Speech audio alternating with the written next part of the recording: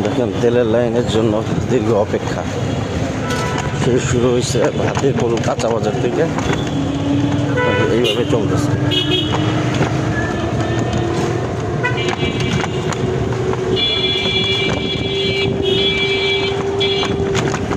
দেখেন মানুষের কর্মঘণ্টা নষ্ট করে কীভাবে মানুষ আসলে মানে সার্ভাইভ করবে, সেটাই এখন মূল প্রশ্ন হয়ে দাঁড়িয়েছে।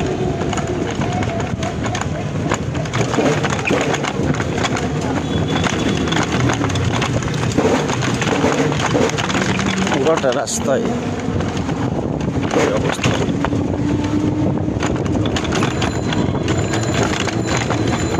এইভাবে এটা শাহবাগ পর্যন্ত চলে গিয়েছে। দেখুন এই যে আমি সোজা যাবো, এই জন্য আমি আর দেখালাম না, বাট দীর্ঘ লাইন।